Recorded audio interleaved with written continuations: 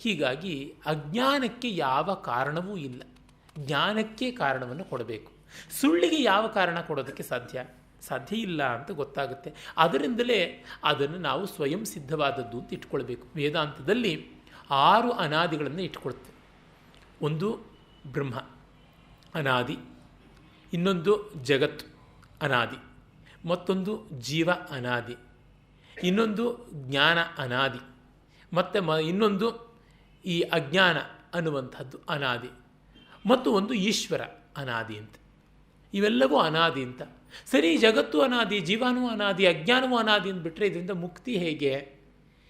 ನಮಗೆ ಮುಕ್ತಿ ಸಿಗುತ್ತೆ, ಮಿಕ್ಕವ್ರಿಗಲ್ಲ. ಆದರೆ ನಮ್ಮ ಮುಕ್ತಿಯಿಂದಾಗಿ ನಮ್ಮ ಪಾಲಿನ ಕಷ್ಟಗಳೆಲ್ಲ ನಿವಾರಣೆ ಆದವು, ನಮಗೆ ಮುಗೀತು. ಈಗ ಪ್ರಪಂಚವನ್ನೆಲ್ಲ ಮುಚ್ಚಬೇಕು ಅಂದರೆ ಆಗುತ್ತಾ? ಆಗೋಲ್ಲ. ಕಣ್ಣು ಮುಚ್ಚಿಕೊಂಡ್ರೆ ಪ್ರಪಂಚವನ್ನೇ ಮುಚ್ಚಿಕೊಂಡಂತೆ.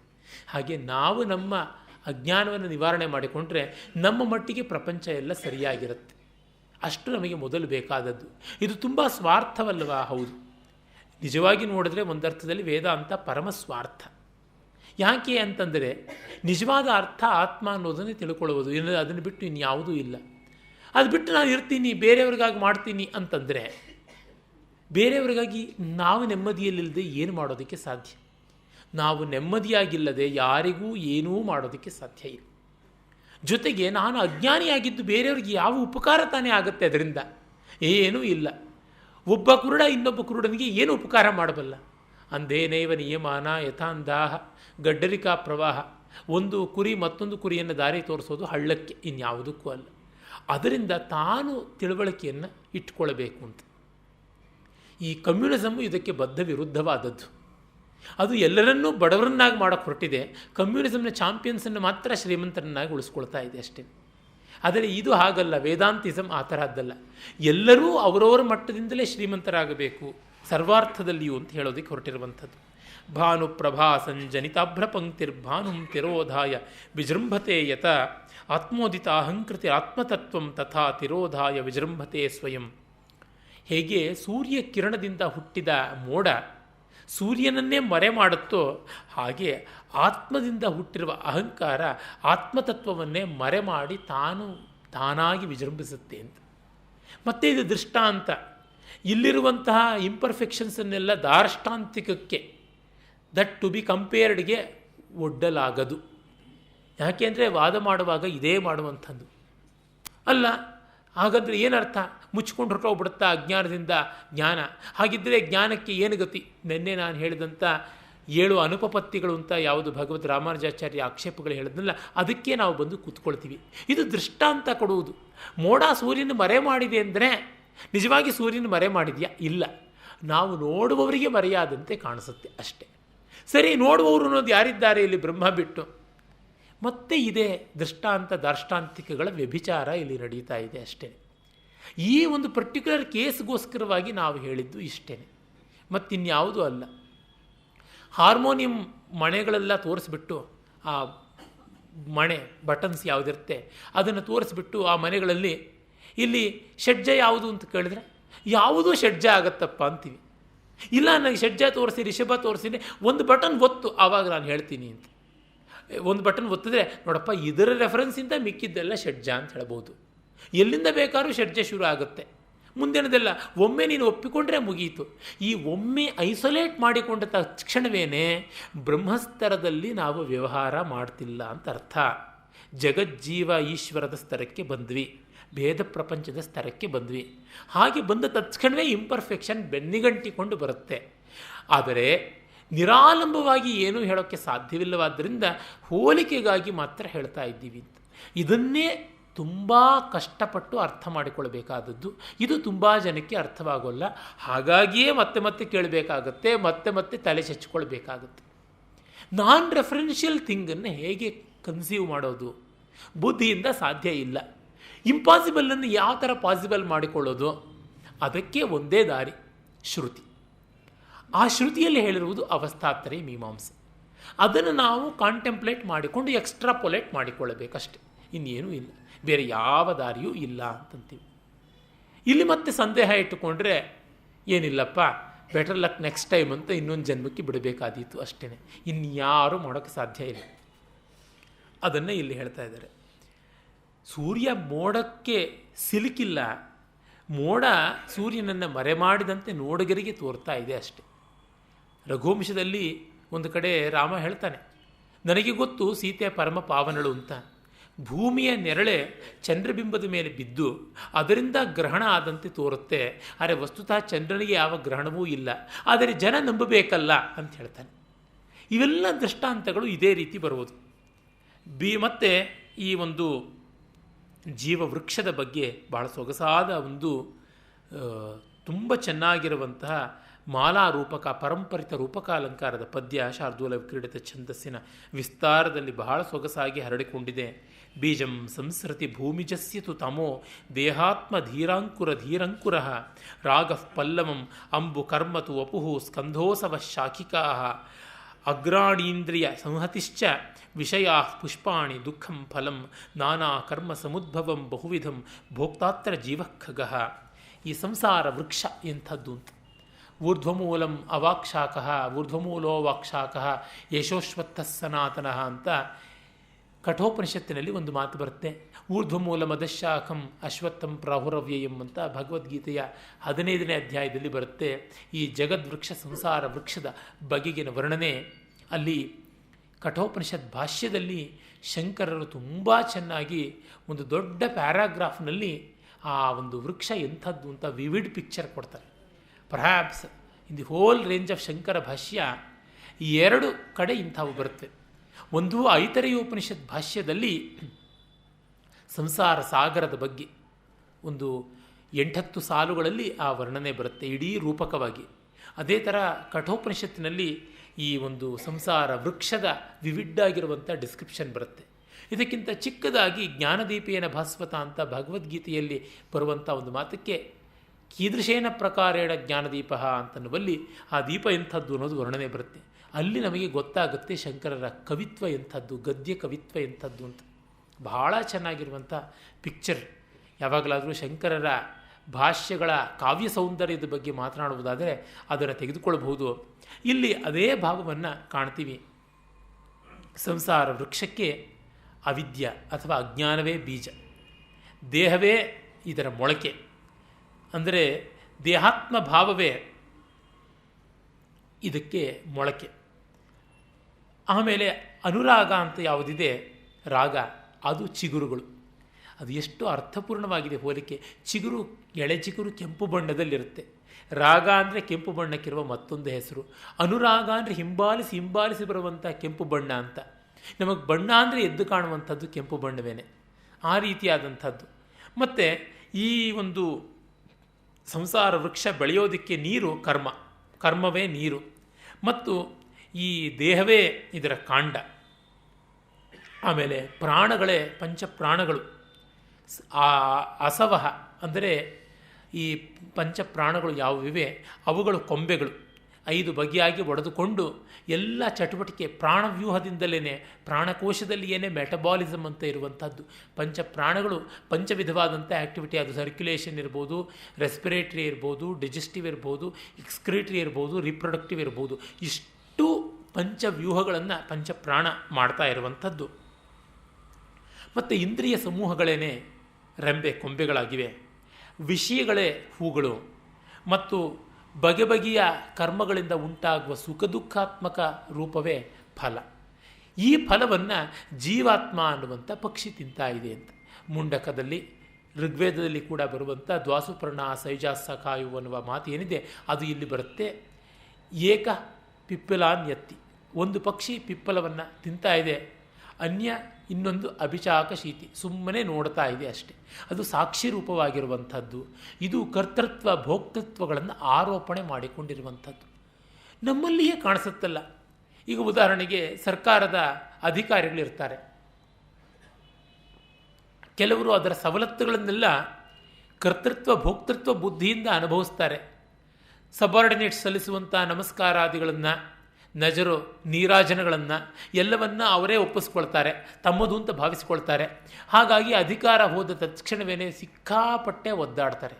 ಎಷ್ಟೆಲ್ಲ ಒದ್ದಾಡ್ತಾರೆ ಅಂತಂದರೆ ಇದೇನು ಅವರಿಗೆ ಇನ್ನೊಂದು ಸಾವೇ ಬಂತ ಅನ್ನುವಂಥ ರೀತಿಯಲ್ಲಾಗುತ್ತೆ.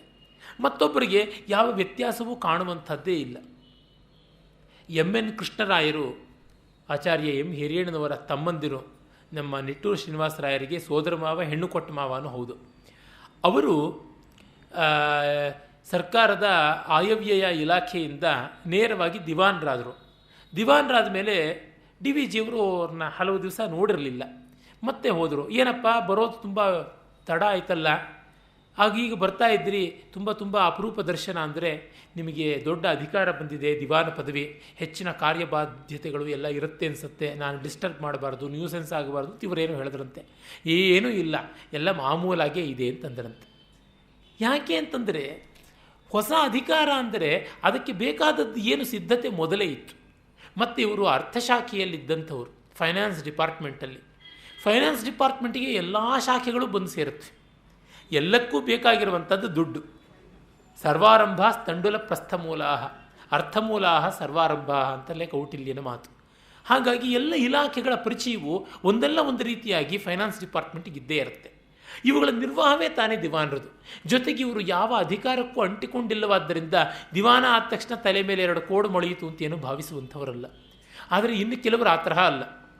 ಈಚೆಗೆ ನಮ್ಮ ರಾಜ್ಯದಲ್ಲಿ ಕೊಯ್ಲಿಷನ್ ಗೌರ್ಮೆಂಟ್ ಫಾರ್ಮ್ ಆಗೋದಕ್ಕೆ ಮುಂಚೆ ಆ ಗೌರ್ಮೆಂಟ, ಈ ಗೌರ್ಮೆಂಟ, ಆ ಪಾರ್ಟಿನ, ಈ ಪಾರ್ಟಿನ ಅಂತ ಎಲ್ಲ ವಿಜಯಶ್ರೀ ತನ್ನ ಜಯಮಾಲಿಕೆಯನ್ನು ಇಟ್ಟುಕೊಂಡು ಅಂಬರದಲ್ಲಿ ಸಂಭ್ರಮದಿಂದ ಹೊಯ್ದಾಡ್ತಾ ಇರುವಾಗ ಒಬ್ಬ ನಾಯಕರಿಗೆ, ಒಂದು ಪ್ರಮುಖವಾದ ರಾಜಕೀಯ ಪಕ್ಷದ ನಾಯಕರಿಗೆ ತಾನೇ ಮುಖ್ಯಮಂತ್ರಿ ಆಗ್ತೀನಿ ಅಂತ ಅನ್ನಿಸಿಬಿಟ್ಟು ಪ್ರಮಾಣ ವಚನ ಸ್ವೀಕಾರ ಮಾಡುವ ಸಂದರ್ಭದಲ್ಲಿ ಹೊಲಿಸ್ಕೊಳ್ಳೋದಕ್ಕಿಂತ ಹಾಕ್ಕೊಳ್ಳೋದಕ್ಕಿಂತ ಒಂದು ಒಳ್ಳೆ ಸರ್ಜು ಕೋಟನ್ನು ಕೂಡ ಆರ್ಡರ್ ಕೊಟ್ಟು ಹೊಲಿಸ್ಕೊಂಡು ಬಿಟ್ಟಿದ್ರಂತೆ, ಸಿಲ್ಕ್ ಕೋಟನ್ನು ಪಾಪ. ಆದರೆ ಅವರ ಅದೃಷ್ಟ ಕೋಟ ಆಗಿಬಿಡ್ತು, ಏನು ಮಾಡೋದು. ಮತ್ತೆ ಮುನಿಸಿಕೊಂಡ್ರು. ಆ ಪಾರ್ಟಿಯಲ್ಲಿ ಇನ್ಯಾರೋ ಬಂದರು, ರಮಿಸಿದ್ರು, ತಲೆ ಮೇಲೆ ಸವರಿದ್ರು. ಪಾಪ ಮತ್ತೆ ಅದೇ ಪಾರ್ಟಿಗೆ ಅಂಟಿಕೊಂಡಿದ್ದಾರೆ. ಅವರಿಂದ ಮೋಟಿವೇಶನ್ ಪಡ್ಕೊಂಡಿದ್ದಂಥವರಿಗೆ ಇವರ ಈ ಪಕ್ಷಾಂತರ ಬ್ರಹ್ಮತಾಳಗಳ ವ್ಯವಹಾರದಂತೆ ಇದ್ದಂಥದ್ದು ಬಹಳ ಕಷ್ಟಕಾರಿ ಆಗೋಗ್ಬಿಟ್ಟಿತ್ತು. ಏನು ಮಾಡೋದು, ಎಲ್ಲಿಯಾದರೂ ಎಡೆ ಇರಬೇಕಲ್ಲ ಅಂಥವರಿಗೆ. ಇರಲಿ, ಯಾತಕ್ಕೆ ಈ ಮಾತು ಅಂತಂದರೆ, ಅದು ಸಂಸಾರ ವೃಕ್ಷಕ್ಕೆ ಅಂಟಿಕೊಂಡಾಗ, ಫಲಭೋಕ್ತೃ ತಾನು ಅಂತ ಭಾವಿಸಿಕೊಂಡಾಗ ಈ ಎಲ್ಲ ತೊಡಕುಗಳು ಬರುವಂಥದ್ದು. ಸಾಕ್ಷಿಯಾಗಿ ಇರುವ ಪ್ರಯತ್ನವನ್ನು ಮಾಡ್ತಾ ಇರಬೇಕು. ಅದಕ್ಕೆ ಫಲದಲ್ಲಿ ಆಸಕ್ತಿ ಇರಬಾರ್ದು. ಫಲವನ್ನು ಕಿತ್ತು ಎಸೆಯಬೇಕಾ? ಎಸೆಯಲೂಬಾರದು. ತಿನ್ನುವಾಗ ಯಾರಾದರೂ ಎಸೆಯಬೇಕು ಅನ್ನುವಂಥ ಸಂದರ್ಭ ತಂದರೆ ಅದಕ್ಕೂ ಸಿದ್ಧ ಇರಬೇಕು ಅಂತಲೇ ಅರ್ಥ, ಇನ್ನೇನೂ ಅಲ್ಲ. ಪ್ರಾಣ ಕಳ್ಕೊಂಡು ಬಿಡಬೇಕು ಅಂತ ಅರ್ಥ ಅಲ್ಲ. ಪ್ರಾಣ ಹೋಗುವಾಗ ಸಂಕಟ ಪಡಬಾರ್ದು ಅನ್ನುವುದಷ್ಟೇ ತಾತ್ಪರ್ಯ. ಪ್ರಾಣ ಹೋಗ್ತಾ ಇದೆ, ಒದ್ದಾಡ್ತಿದ್ದೀನಿ ಅಂತ ಗೋಳಾಡಿಕೊಂಡು ನಾನು ಸಾಯಬಾರ್ದು, ಅವನು ಸಾಯ್ತಾ ಇದ್ದೀನಲ್ಲ ಅಂತೇಳಿದೆ, ಇದು ಬರುವಂಥದ್ದೇ ಹೌದು ಅನ್ನುವ ಭಾವ ಬೇಕು ಅಂತಷ್ಟೇ. ಅಜ್ಞಾನ ಮೂಲೋಯ ಮನಾತ್ಮ ಬಂಧೋ ನೈಸರ್ಗಿಕೋನಾದಿನಂತ ಇರಿತಃ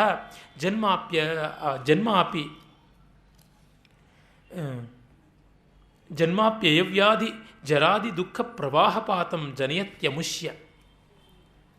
ಈ ಒಂದು ಅಜ್ಞಾನದಿಂದ ಉಂಟಾದ ಬಂಧ ಇದು ಸ್ವಾಭಾವಿಕವಾಗಿದೆ. ಇದೇ ಜೀವವನ್ನು ಹುಟ್ಟು, ಸಾವು, ರೋಗ ಮೊದಲಾದ ಎಲ್ಲ ಬೇನೆಗಳಲ್ಲಿ ಕೂಡ ತೊಡಗಿಸಿಬಿಟ್ಟಿದೆ ಅಂತ ಹೇಳಿಬಿಟ್ಟಿದನು. ಇನ್ನು ಇಂಥ ಬಂಧಕ್ಕೆ ಪರಿಹಾರ ಯಾವುದು? ಭರ್ತೃಹರಿ ಬಹಳ ಚೆನ್ನಾಗಿ ಹೇಳಿಬಿಟ್ಟ. ಈ ಅಜ್ಞಾನದಿಂದಲೇ ಶೋಕ, ಮೋಹ, ಭಯಗಳು ಉಂಟಾಗುವಂಥದ್ದು. ಎಲ್ಲಕ್ಕಿಂತ ಮಿಗಿಲಾಗಿ ಭಯವೇ ಎಲ್ಲಕ್ಕೂ ಕಾರಕವಾಗಿರುವುದು.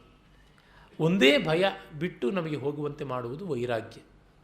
ಅದು ಭೋಗಿಯ ರೋಗ ಭಯಂ ಅನ್ನುವ ಪ್ರಸಿದ್ಧವಾದ ಪದ್ಯ ಯಾವುದಿದೆ ಅದರೊಳಗೆ ಚೆನ್ನಾಗಿ ಹೇಳಿಬಿಟ್ಟಿದ್ದಾನೆ. ಇನ್ನು ನಿರ್ಭೀತಿ ಯಾವಾಗ ಬರುತ್ತೆ? ಜ್ಞಾನದಿಂದಲೇ ಬರುವಂಥದ್ದು. ಈಗ ಎಷ್ಟೋ ಜನಕ್ಕೆ ಡಾಕ್ಟ್ರ್ ಹತ್ರ ಹೋಗಿ ಚೆಕಪ್ ಮಾಡಿಸ್ಕೊಳ್ಳೋದಕ್ಕೆ ಹೆದರಿಕೆ. ಅದರೊಳಗೂ ಈ 40ರ ಆಸುಪಾಸಿನಲ್ಲಿದ್ದವರಿಗೆ ತುಂಬ ಹೆದರಿಕೆ. ಯಾವ್ಯಾವ ರೋಗ ಇದೆ ಅಂತ ಹೇಳಿಬಿಡ್ತಾರೋ ಅಂತ.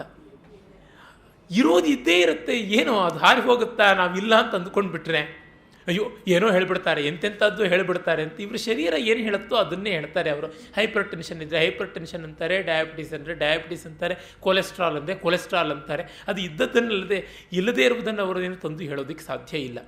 ಆದರೆ ನಮಗೆ ಅದನ್ನು ಕೇಳೋದಕ್ಕೆ ಅಂಜಿಕೆ. ಎಷ್ಟರ ಮಟ್ಟಿಗೆ ಅಂಜಿಕೆ ಅಂದರೆ ನಮಗೆ ಸಾವು ಅನ್ನೋ ಶಬ್ದ ಕೂಡ ಅದೇ ಥರನೇ. ಕೇಳಿಬಿಟ್ರೆ ಏನೋ ಕಷ್ಟ. ನಮ್ಮ ಮೇಷ್ಟ್ರೊಬ್ಬರಿಗೆ ನನಗೆ ನಿರ್ಭೀತಿಯಾಗಿ ನಿಶ್ಶಂಕಿಯಿಂದ ನಿರ್ಲಜ್ಜೆಯಿಂದ ಅವ್ರು ನೆಗೆದು ಬಿದ್ದರು, ಇವರು ಹಾಳಾದರು, ಈ ಥರದ್ದೇನೇನೋ ಬಳಸ್ತಲೇ ಇರ್ತೀನಿ. ನೀವು ಕೇಳುವವರಿಗೆ ಗೊತ್ತೇ ಇರಬೇಕು. ತುಂಬ ಅನ್ಪಾರ್ಲಿಮೆಂಟ್ರಿ ವರ್ಡ್ಸ್ ಉರುಳ್ತಾನೆ ಇರ್ತವೆ ಬಾಯಿಂದ. ಏನೋ ಮಾರಾಯ, ಆ ಫೋನಲ್ಲಿ ನೀನು ಸಾವು ಅಂದ್ಬಿಟ್ಟಿಯಲ್ಲ, ನನಗೆ ಸ್ನಾನ ಮಾಡಬೇಕಲ್ಲೋ ಅಂತ ಅವ್ರು ಹೇಳ್ತಿರ್ತಾರೆ. ಆಯಿತು ಬಿಡಿ ಸರ್ ನಾರಿಗೂ ನೆಗೆದು ಬಿತ್ತು ಅಂತ. ಅಯ್ಯೋ ಇರಪ್ಪ ಸಾಕು, ನೀನು ತುಂಬ ಹೇಳ್ತಾ ಇದ್ದೆ ಅಂತ ಒಂದೇ ಸತಿ ಫೋನಲ್ಲೆಲ್ಲ ಕೇಳಿಬಿಟ್ಟು ಆಮೇಲೆ ಸ್ನಾನ ಮಾಡಿ ಸರ್ ಅಂತಂತಿರ್ತೀವಿ. ಅವರಿಗೆ ಆ ರೀತಿಯಾದಂಥ ಒಂದು ಹೆದರಿಕೆ. ಅದು ಎಲ್ಲಿವರೆಗೂ ಅಂದರೆ, ನಾನು 2 ಸರ್ತಿ ನಾರಾಯಣ ಅಂದರೆ, ಅಯ್ಯೋ ಮಾರಾಯ ಇದು ಸಾಯೋವಾಗಿ 2 ಸರ್ತಿ ಕಾಣೋ ಹೇಳೋ ಅಂಥದ್ದು, 1 ಸರ್ತಿ ಹೇಳಪ್ಪ ನಾರಾಯಣ ಸಾಕು ಅಂದರೆ ನಮಗೆ ಅದು ಮೈಲಿಗೆ ಅನ್ನುವಂಥ ಒಂದು ಭಯಾನಕವಾದ ವಾಸನೆ ಉಂಟು. ಸ್ಮಶಾನ ಅಂದರೆ ಈ ರೀತಿಯಾದ ಹೆದರಿಕೆ, ಮತ್ತೊಂದು ಹೀಗೆಲ್ಲ ಉಂಟು. ಆ ಭಯ ಯಾತಕ್ಕೆ? ಅದು ಬಂದು ನಮ್ಮನ್ನು ನುಂಗಿಬಿಡುತ್ತೆ ಎನ್ನುವಂಥದ್ದು. ಈ ಒಂದು ಭಯದಿಂದಲೇ ನಾವು ಯಾವುದನ್ನು ಎದುರಿಸೋಕ್ಕಾಗ್ತಾ ಇಲ್ಲ. ಅದಕ್ಕಾಗಿ ಜ್ಞಾನ ಒಂದೇ ಶರಣ್ಯ. ಜ್ಞಾನ ನಮ್ಮನ್ನು ನಿರ್ಭೀತರನ್ನಾಗಿಸುತ್ತೆ. ಇಷ್ಟೇ ತಾನೇ, ಇನ್ನೇನು ಬರೋದಕ್ಕೆ ಸಾಧ್ಯ? ನನ್ನ ಬಂಧುಗಳೊಬ್ಬರಿದ್ದಾರೆ, ಅವರಿಗೆ ಸಾವಿನ ಬಗ್ಗೆ ನಿರ್ಭೀತಿ. ಎಷ್ಟು ಅವರಿಗೆ ಕಾಂಪ್ಲಿಕೇಶನ್ಸ್ ಎಲ್ಲ ಇವೆ. ಒಂದೊಂದು ಬಾರಿಗೂ ಆಕೆ ಹಾಸ್ಪಿಟ್ಲಿಗೆ ಹೋಗ್ತಾನೆ ಇರ್ತಾರೆ. ಮೊನ್ನೆ ಕೂಡ ಹಾಸ್ಪಿಟ್ಲೈಸ್ ಮಾಡಿದ್ದಾಗ ಅವರಿಗೆ ತುಂಬ ಸಮಸ್ಯೆಗಳೆಲ್ಲ ಆಗಿತ್ತು. ಡಾಕ್ಟ್ರು TB ಇದೆ ಅಂದರೆ, ಅಯ್ಯೋ ಡಾಕ್ಟ್ರೇ ನೀವು ಗೂರ್ಲ ಕೆಮ್ಮೋದು ನೋಡಿದ್ರೆ ನಿಮಗೇ ಇದೆ ಅನಿಸುತ್ತೆ, ಒಮ್ಮೆ ಟೆಸ್ಟ್ ಮಾಡಿಸ್ಕೊಳ್ಳಿ, ಅದಕ್ಕೇನಂತೆ ಇರುತ್ತೆ ಅಂತ. ಅವ್ರ ಮಗಳಿಗೆ ಅವ್ರು ಹೇಳಿದ್ರಂತೆ, ನೋಡು ನಾನು ಸತ್ತರೆ ನನ್ನ ತಲೆ ಕೂದಲೇನಾದ್ರು ಚೂರು ಬೆಳಗಿದ್ರೆ ಡೈ ಮಾಡೇ ನನ್ನ ಸುಡಬೇಕು, ಚೆನ್ನಾಗಿ ಮೇಕಪ್ ಮಾಡಿಬಿಟ್ಟು ಪೌಡ್ರು ಸ್ನೋ ಹಚ್ಚಿ ತಿಲಕಾಶ್ ತೀಡೇ ಮಾಡಬೇಕು, ಇಲ್ದರೆ ದೆವ್ವ ಆಗಿ ಬಂದು ಕಾಡ್ತೀನಿ ಅಂತ. ಅಂದರೆ ಸಾವನ್ನು ಹೀಗೆ ಸೆಲೆಬ್ರೇಟ್ ಮಾಡುವಂಥ ಮನೋಧರ್ಮ ಇದೆಯಲ್ಲ, ಅವ್ರನ್ನ ಪೇಷಂಟಾಗಿ ಅವ್ರ ಮನೆಗೆ ಹೋಗಿ ನೋಡೋದಕ್ಕೆ ನಮಗೆ ಚಿಂತೆಯೇ ಆಗೋದಿಲ್ಲ. ಕಾರಣ 10 ಜೋಕ್ಸ್ ಮಾಡಿಬಿಟ್ಟಿದ್ರುವೆ, ಊರು ಕೇರಿ ವಿಷಯಗಳೆಲ್ಲ ಹೇಳಿಬಿಟ್ಟು ಕಳಿಸ್ತಾರೆ. ತನಗೂ ಬೇರೆಯವ್ರಿಗೂ ಎಲ್ರಿಗೂ ಒಂದೇ ಮಂತ್ರ. ಅವರ ಮಗಳು ಆ ಹುಡುಗ ಬೇಡ ಈ ಹುಡುಗ ಬೇಡ ಅಂತಿದ್ರೆ, ಹೀಗೇ ನೀನು ಹೇಳ್ತಾ ಇರು, ಕಡೆಗೆ ಸೀದೋಗ್ಬಿಡ್ತೀಯ ನೀನು, ಆಮೇಲಿಂದ ನಿನ್ನಂಥ ಸೀದೋದೊಳಗೆ ಇನ್ಯಾವನೋ ಒಬ್ಬ ಸುಟ್ಟೋದವನೇ ಸಿಗೋವಂಥದ್ದು ಅಂತ. ಹೀಗೆ ಅವರು ಭೀತಿಯನ್ನು ಗೆದ್ದಿದ್ದಾರೆ. ದೇಹದ ಬಗೆಗೆ ಮೃತ್ಯುವಿನ ಭೀತಿಯನ್ನು ಗೆಲ್ಲೋದಿದೆಯಲ್ಲ, ಅದು ತುಂಬ ವಿಶೇಷವಾದದ್ದು. ಮತ್ತು ಮಕ್ಕಳಿಗೂ ಮೊನ್ನೆ ಹೇಳಿದ್ರಂತೆ, ನೋಡ್ರೆ ನಾನು ಸಾಯುವಂಥದ್ದು ಸಿದ್ಧ ಅಂತ ಮಾಡ್ಕೊಂಡು ಬಿಟ್ಟಿದ್ದೀನಿ, ಏನೂ ಚಿಂತೆ ಇಲ್ಲ, ತುಂಬ ಮೆಡಿಸಿನ್ಗೆಲ್ಲ ಖರ್ಚು ಮಾಡಬೇಡ್ರಿ, 6-7 ಲಕ್ಷ ಅಂದರೆ ಲಕ್ಷಣವಾಗಿ ಕುತ್ತಿಗೆ ಸಿಕ್ಕೊಂದೇ ಬಿಡಿ ಪರವಾಗಿಲ್ಲ ಅಂತಂದ್ರಂತೆ. ಇದು ಧೈರ್ಯ ನಮಗೆ ಕೊಡಬೇಕಾದದ್ದು. ವೇದಾಂತ ನಮಗೆ ಮೋಕ್ಷ ಕೊಡುತ್ತೋ ಬಿಡುತ್ತೋ, ಸಾವಿನ ಭೀತಿಯನ್ನು ಮಾತ್ರ ಎದುರಿಸುವಂತಹ ಸತ್ವವನ್ನು ಕೊಡುತ್ತೆ. ಕೊಟ್ಟರೆ ಅದಕ್ಕಿಂತ ಬೇಕಾದದ್ದು ಇನ್ನೇನು. ಹೀಗಾಗಿ ಈ ಬಂಧ ಅನ್ನುವುದಂತೂ ನಮಗೆ ದೇಹದಿಂದಲೇ ಉಂಟಾದದ್ದು, ದೇಹದ ಬಗೆಗಿನ ಮಮಕಾರದಿಂದ ಉಂಟಾದದ್ದು, ಮತ್ತು ಈ ಅಜ್ಞಾನದ ಮೂಲಕವಾಗಿ ಉಂಟಾಗುವ ಶೋಕ ಮೋಹ, ಉಳಿಸಿಕೊಳ್ಳಬೇಕು ಅನ್ನುವ ಮೋಹ, ಉಳಿಬಾರದು ಇರುತ್ತಲ್ಲ ಅನ್ನುವ ಶೋಕ, ಮತ್ತು ಇವೆರಡೂ ಹೀಗೆ ನಮ್ಮ ಕೈ ಮೀರಿ ಆಗುತ್ತಲ್ಲ ಅನ್ನುವ ಭಯ. ಇದಷ್ಟೇ ತಾನೆ. ಅದಕ್ಕೆ ಬಂದ ಪರಿಹಾರ ಹೇಗೆ? ನಾಸ್ತ್ರೈರ್ನ ಶಸ್ತ್ರೈರನಿಲೇನ ವನ್ಹಿನ ಛೇತ್ತುಂ ನ ಶಕ್ಯೋ ನ ಚ ಕರ್ಮ ಕೋಟಿಭಿ ವಿವೇಕ ವಿಜ್ಞಾನ ಮಹಾಸಿನ ವಿನಾ ಧಾತು ಪ್ರಸಾದೇನ ಶಿತೇನ ಮಂಜುನ. ಇದು ಕೇವಲ ಪರಮೇಶ್ವರ ಪ್ರಸಾದದಿಂದ ಅಂತ. ಅಂದರೆ ಭಗವಂತನ ಭಕ್ತಿ ಬೇಕು ಅಂತನ್ನುವುದು ತಾತ್ಪರ್ಯ. ಸಾಧನೋಪಾಯಗಳಾಗಿ ಅದು ಬಂದಿರುವಂಥದ್ದು ಅಂತ. ಒಂದು ಕಡೆಗೆ ಅಪ್ಪಯ್ಯ ದೀಕ್ಷಿತರ ಮಾತು ಉಂಟು, ತಥಾಪ್ಯನುಗ್ರಹಾದೇವ ತರುಣೇಂದು ಶಿಖಾಮಣೇ ಅದ್ವೈತ ವಾಸನಾ ಪುಂಸಾಂ ಆವಿರ್ಭವತಿ ನಾಣ್ಯಥ. ಪರಮಾತ್ಮನ ಅನುಗ್ರಹ ಇಲ್ಲದೆ ಅವರು ಶಿವಭಕ್ತರು, ಹಾಗಾಗಿ ತರುಣೇಂದು ಶಿಖಾಮಣಿ ಅಂತ ಹೇಳ್ದ. ನಾವು ಬೇಕಾದರೆ ಶರದಿಂದು ನಿಭಾನನ ಅಂತ ಮಹಾವಿಷ್ಣುವನ್ನು ಇಟ್ಟುಕೊಳ್ಬಹುದು, ಮತ್ತೊಬ್ಬ ಶಕ್ತಿಯನ್ನು ಬೇಕಾದ್ರೆ ಇಟ್ಕೊಳ್ಬಹುದು, ಇನ್ನೊಬ್ಬ ಹನುಮಂತನ ಇಟ್ಕೊಳ್ಬಹುದು, ಮತ್ತೊಬ್ಬ ಅಲ್ಲಾನ, ಇನ್ನೊಬ್ಬ ಯೆಹೋವಾನ, ಏನೂ ತೊಂದರೆ ಇಲ್ಲ. ಆ ದೈವಾನುಗ್ರಹದಿಂದ ನಮಗೆ ಜ್ಞಾನದ ಕಡೆಗೆ ಅಭಿನಿವೇಶ ಉಂಟಾಗುತ್ತೆ. Will be directed towards that. ಹಾಗಾಗುತ್ತೆ. ವಿವೇಕ ಅನ್ನುವಂತಹ ವಿವೇಕ ವಿಜ್ಞಾನ ಅನ್ನುವಂಥ ವಿಜ್ಞಾನ ಅಂದರೆ ಅನುಭವಜನ್ಯ ಜ್ಞಾನ ಅಂತ ಅರ್ಥ. ಅದು ಶಂಕರರು ಗೀತೆಯಲ್ಲಿ ಕೊಡುವಂಥ ಅರ್ಥ. ಜ್ಞಾನಂ ವಿಜ್ಞಾನ ಸಹಿತಂ ಅನ್ನುವ ಶ್ಲೋಕಕ್ಕೆ ಅರ್ಥ ಮಾಡಬೇಕಾದ್ರೆ ವಿಜ್ಞಾನ ಅನ್ನುವಾಗ ಕ್ವಾಲಿಫೈಡ್ ನಾಲೆಜ್, ವಿಶಿಷ್ಟಂ ಜ್ಞಾನಂ ಅಂತ ಅಲ್ಲದೆ ಅನುಭವಜನ್ಯಂ ಜ್ಞಾನಂ, ಪುಸ್ತಕದಿಂದ ಉಪದೇಶವಾಗಿ ಬರುವಂಥದ್ದು, ಗುರುಪದೇಶದಿಂದ ಬಂದದ್ದು ಜ್ಞಾನವಾದರೆ ಅನುಭವಕ್ಕೆ ತಂದುಕೊಂಡಾಗ ವಿಜ್ಞಾನವಾಗುತ್ತೆ ಅನ್ನುವಂಥದ್ದು. ಅದು ಶಿತೇನ, ಶಾರ್ಪ್ ಆಗಿರುವಂಥದ್ದು. ಅಂಥ ಒಂದು ಜ್ಞಾನದಿಂದ ಮಂಜುನ, ಮನೋಹರವಾದಂಥ ಮಹಾಖಡ್ಗ ಅಂತ. ಈ ಖಡ್ಗ ಆಕರ್ಷಕವಾದದ್ದು, ಧಗಾಯಮಾನವಾಗಿ ಹೊಳೆಯುವಂಥದ್ದು, ಅದರಿಂದ ಕತ್ತರಿಸಿ ಹಾಕುತ್ತೆ. ಅಲ್ಲದೆ ಇನ್ನು ಯಾವ ಕೋಟಿ ಕರ್ಮಭಿ ಇನ್ಯಾವುದರಿಂದಲೂ ಅಲ್ಲ, ಎಷ್ಟೆಷ್ಟು ತಿಪ್ಪೆ ಸಾರಿಸಿದ್ರೂ ಪ್ರಯೋಜನವಾಗುವಂಥದ್ದಲ್ಲ. ಬೀಟಿಂಗ್ ಅರೌಂಡ್ ದಿ ಬುಷ್ ಅಂತ. ಕಾರಣ ಇಷ್ಟೇ, ಕರ್ಮಗಳನ್ನು ಮಾಡಿದಷ್ಟು ಅವು ಕರ್ತೃತಂತ್ರವನ್ನೇ ಪೋಷಣೆ ಮಾಡ್ತಾ ಬರುತ್ತೆ. ನೋಡಿ, ವೇದದಲ್ಲಿಯೇ ಸಂಹಿತಾ, ಬ್ರಾಹ್ಮಣ, ಆರಣ್ಯಕ, ಉಪನಿಷತ್ತು ಅಂತ 4 ವಿಭಾಗ ಅಂದರೂ ಸಂಹಿತೆಗಳಲ್ಲಿರುವಂಥ ತತ್ವವೇ, ಅಲ್ಲಿರುವಂಥ ಮಂತ್ರಗಳೇ ಇನ್ನು 3ಕ್ಕೂ ಮಾತ್ರಕೆಗಳಾಗಿರುವಂಥದ್ದು. ಬ್ರಾಹ್ಮಣಗಳಲ್ಲಿ ಸಂಹಿತಾ ಮಂತ್ರಗಳನ್ನೇ ಯಜ್ಞೀಯವಾಗಿ, ಕರ್ಮಕಾಂಡೀಯವಾಗಿ ವಿನಿಯೋಗ ಮಾಡ್ತೀವಿ. ಅವುಗಳನ್ನೇ ಉಪಾಸನಾತ್ಮಕವಾಗಿ ಆರಣ್ಯಕಗಳಲ್ಲಿ ಮಾಡ್ತೀವಿ. ಅವುಗಳನ್ನೇ ಜ್ಞಾನಾತ್ಮಕವಾಗಿ ಉಪನಿಷತ್ತುಗಳಲ್ಲಿ ಮಾಡುವುದಾಗುತ್ತೆ. ಒಂದೇ ಮಂತ್ರಗಳಿಗೆ ಅಧಿಯಜ್ಞೀಯವಾದಂಥ, ಅಧ್ಯುಪಾಸನೀಯವಾದಂಥ, ಅಂದರೆ ಅಧಿದೈವವಾದಂಥ ಮತ್ತು ಅಧ್ಯಾತ್ಮವಾದಂಥ ಅರ್ಥಗಳು ಉಂಟು ಅಂತ ಗೊತ್ತಾಗುತ್ತೆ. ಹೀಗಾಗಿ ಇದು ಅನಿವಾರ್ಯವಾಗಿ ನಮಗೆ ಕಾಂಡೆನ್ಸ್ ಆಗಿ ಬರ್ತಾ ಇರುವಂಥದ್ದು. ಬ್ರಾಹ್ಮಣಗಳಲ್ಲಿ ಕಾಣುವಂಥ ಯಜ್ಞಗಳ ಕಲಾಪಗಳು ಬಹಳ ವಿಸ್ತಾರವಾದದ್ದು. ಖಂಡಿತ ಬೇಕು. ಯಾರಿಗೆ ತಮೋಗುಣ ಉಂಟೋ ಆ ತಮೋಗುಣ ನಿವಾರಣೆ ಆಗುವುದಕ್ಕೆ, ರಜೋಗುಣ ಪ್ರವೃದ್ಧವಾಗುವುದಕ್ಕೋಸ್ಕರವಾಗಿ ಇರುವಂಥದ್ದು ಕರ್ಮ. ಮತ್ತು ಯಾರಿಗೆ ರಜೋಗುಣ ಆಧಿಕ್ಯದಿಂದ ಇದೆ ಅದು ಕಡಿಮೆಯಾಗಿ ಸತ್ವಾಭಿಮುಖತೆ ಬರೋದಕ್ಕೋಸ್ಕರವಾಗಿ ಉಪಾಸನೆ ಇರುವಂಥದ್ದು. ಮತ್ತು ಯಾರಿಗೆ ಸತ್ವಗುಣದಲ್ಲಿ ಮಾತ್ರ ನೆಲೆ ಇದೆಯೋ ಅದನ್ನು ಮೀರಿ ನಿರ್ಗುಣರಾಗೋದಕ್ಕೋಸ್ಕರವಾಗಿ ಉಪನಿಷತ್ತುಗಳಿರುವಂಥದ್ದು. ಜಪದಲ್ಲಿ ಕೂಡ ವ್ಯಕ್ತ, ಉಪಾಂಶು, ಮಾನಸ, ಅಜಪ ಅಂತ 4 ಉಂಟು. ವ್ಯಕ್ತ ಉಚ್ಚೈಸ್ವರದಿಂದ ಜೋರಾಗಿ ಹೇಳುವಂಥದ್ದು, ಅದು ತಮೋಗುಣ ನಾಶಕ. ಮತ್ತು ಉಪಾಂಶು ಅದು ರಜೋಗುಣ ನಾಶಕ. ಮತ್ತು ಮಾನಸ ಅದು ತಮೋಗುಣ ನಾಶಕ. ಆಗ ನಮಗೆ ಉಳಿಯುವಂಥ ಆ ಸತ್ವಗುಣ ಮೀರಿಸುವಂಥದ್ದು, ಕಡೆಗೆ ಬರುವಂಥದ್ದು ಕೇವಲ ನಿರ್ಗುಣವಾದದ್ದು ಅಂತ ಗೊತ್ತಾಗುತ್ತೆ. ಹೀಗಾಗಿ ಪ್ರತಿಯೊಂದು ಹಂತ ನೋಡಿದಾಗ ಕನ್ವರ್ಜ್ ಆಗ್ತಾ ಬರ್ತಾ ಇದೆ. ಕರ್ಮಗಳು ಶಾಖೋಪಶಾಖೆಗಳಾಗಿ ಎಲಾಬರೇಟ್ ಆಗಿರುತ್ತವೆ. ಜ್ಞಾನ ಬೇರಿನಂತೆ ಏಕಮೂಲೀಯವಾಗಿರುತ್ತೆ. ಅತ್ತ ಕಡೆಗೆ ನಾವು ಹೋಗಬೇಕು. ಬೆಳಕಿನ ಚದುರುವಿಕೆಯನ್ನು ಕಾಣುವುದಕ್ಕಿಂತ ಬೆಳಕಿನ ಸಾಂದ್ರತೆಯ ಕಡೆಗೆ ಹೋಗುವಂಥದ್ದು ಮೇಲು. ಒಂದರ ಮೂಲವನ್ನು ತಿಳ್ಕೊಂಡು ಅದರಿಂದ ಎಲ್ಲ ಎಳೆಗಳು ಬಂದಿವೆ ಅಂತಂದರೆ ನಮಗೆ ಸಮಾಧಾನ ಸಿಗುವಂತೆ ಚೆಲ್ಲಾಪಿಲ್ಲಿಯಾಗಿರುವುದನ್ನು ನೋಡಿದರೆ ಗೊತ್ತಾಗುವಂಥದ್ದಲ್ಲ. ಅವಕ್ಕೆಲ್ಲಕ್ಕೂ ಏಕವಾಕ್ಯತೆ ಬೇಕು ಅಂದರೆ ಜ್ಞಾನದಲ್ಲಿಯೇ ಸಿಗುವಂಥದ್ದು, ಕರ್ಮದಲ್ಲಿ ಅಲ್ಲ. ಅದಕ್ಕೆ ಬೇಕಾದಂಥ ಪರಿಪಾಕವನ್ನು ಕೊಡುವಂಥ ದಶೆ, ಘಟಕ ದಶೆ ಅಂತ ಯಾವುದಿದೆ ಅದನ್ನು ಉಪಾಸನಾ ಭಕ್ತಿ ಅಂತ ನಾವು ಹೇಳ್ತೀವಿ. ಅದನ್ನು ಇಲ್ಲಿ ಮತ್ತೆ ಹೇಳ್ತಾರೆ. ಈಗ ಪಂಚಕೋಶಗಳ ಮೀಮಾಂಸೆ ಬರುತ್ತೆ, ಬಹಳ ಆಕರ್ಷಕವಾದದ್ದು. ಇದನ್ನು ಅನ್ನ ಅಂತಂದರೆ ನಾವು ಆಹಾರ ಅಂತ ಭಾವಿಸಿಕೊಂಡು ಅಕ್ಕಿಯಿಂದ ಬೇಯಿಸಿದಂಥ ಅನ್ನ ಅನ್ನುವ ಲೆವೆಲ್ಗೆ ತರುವಂಥದ್ದಲ್ಲ. ಅನ್ನ ಅಂತಂದರೆ ಯಾವುದು ಮತ್ತೊಂದಕ್ಕೆ ಆಹಾರವಾಗುತ್ತೋ ಅಥವಾ ಯಾವುದು ಈ ಆಹಾರದಿಂದ ಬೆಳೆದಿದೆಯೋ ಅಂಥದ್ದು ಅಂತ. That which becomes the food and that which is Fed by food ಅಂತ ಈ ಎರಡೂ ರೀತಿಯಾದ ಅರ್ಥ ಉಂಟು. ಅದನ್ನು ತನ್ನಮ್ಮಂದರೆ ಯಾವುದೆಲ್ಲ ಅಗಿಯೋದಿಕ್ಕೆ ಸಿಗುತ್ತೋ, ಅಂದರೆ ಈ ಶರೀರವನ್ನು ಕಾಲ ಅಗದು ಜಗದು ನುಂಗಿ ನೀರು ಕುಡಿಯುತ್ತಲ್ಲ, ಆ ಅರ್ಥದಲ್ಲಿಯೂ ಇದು ಅನ್ನಕೋಶ ಅಂತ. ಮತ್ತು ಇದು ಅನ್ನದಿಂದಲೇ ಬೆಳೆದಿದೆ, ಅನ್ನ ಇಲ್ಲದೇ ಇದ್ದರೆ ಬೆಳೆಯುವಂಥದ್ದಲ್ಲ ಅನ್ನುವಂಥದ್ದು. ಮತ್ತು ಈ ಮೆಟೀರಿಯಲ್ ವರ್ಲ್ಡ್ ಅಂತ ಯಾವುದಿದೆ ಆ ಅರ್ಥದಲ್ಲಿ ಇಲ್ಲಿ ಸಮಷ್ಟಿ ಮತ್ತು ವ್ಯಷ್ಟಿ ಎರಡನ್ನೂ ನೋಡಬೇಕು. ವ್ಯಷ್ಟಿಯಾಗಿ ಜೀವಾತ್ಮನ ಈ ಶರೀರವನ್ನು ಅನ್ನ ಅಂತಂತೀವಿ, ಹಾಗೆ ಸಮಷ್ಟಿಯಾಗಿ ಜಗತ್ತೆಲ್ಲವೂ ಅನ್ನವೇ. ಕಾರಣ ಒಂದು ಇನ್ನೊಂದಕ್ಕೆ ಅನ್ನ. ಯಾವ ಲೆವೆಲ್ಲಲ್ಲಿ? ಈಗ ನೋಡಿ, ಸೋಡಿಯಂ ಅನ್ನುವ ಲೋಹವನ್ನು ನೀರಿಗೆ ಹಾಕಿದ ತಕ್ಷಣವೇ ಅದು ಸಿ ಅಂತ ಸುಟ್ಟು ತಾನಾಗಿ ಕರಗಿ ಹೋಗುತ್ತೆ.